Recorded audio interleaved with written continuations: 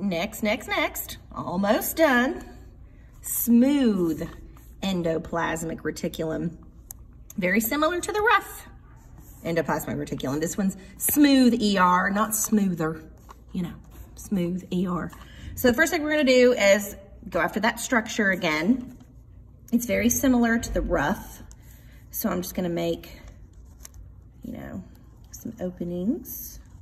And they are membranous, I don't even know if that's a word. Let's just pretend I didn't say that. All right, they're made of a phospholipid bilayer, kind of like the cell membrane. It is double layered like this. So let's give them all lips. And the best way that I think to draw is to draw from the outside of this line down. So like that, that, and that, and that. Hopefully that gives it that 3D look, and we're not gonna put ribosomes all over it. They are smooth under the microscope. You can see it looks like a series of tubes. And if you looked at it like if the microscope was looking from this direction, it would kind of look like a series of tubes, and then, but they do have space inside for two main functions. Smooth ER does two main things. The first one is a little like the rough. It's protein transport.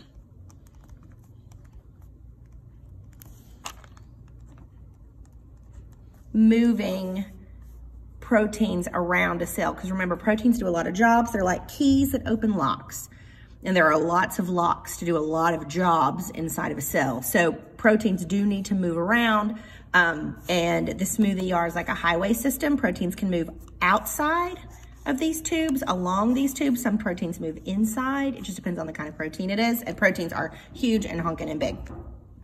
Come in. Yeah, I'm making a video so you can listen and make a video. Okay, the other thing that Smooth ER does is it makes lipids. And if you recall, lipids are molecules that repel water. They're fats, waxes, and oils, and they do, a lot of these membranes in organelles are made out of lipids. So this is a really important job that cells need a lot of these a lot of the time. So Smooth ER, sorry, if my voice changed, I put my mask on. But Smooth ER is an organelle that is for protein transport and for making lipids. And it is different than the rough ER because it does not have ribosomes on it. The other thing that I think is neat, and I didn't know this. I mean, I'm still, you know, I'm 42, I've been teaching for 20 years, and I still learn things about these little structures. I mean, and these have been known for 120 years.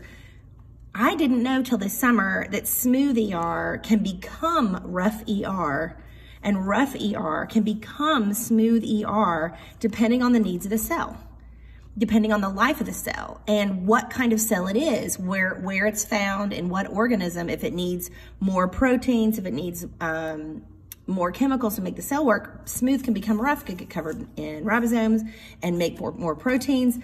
If a cell needs more lipids, it may switch to this. And it's not, I think it's like a transition. I don't think it's like a light switch that they can go back and forth, but I didn't know that. See, I'm still learning stuff.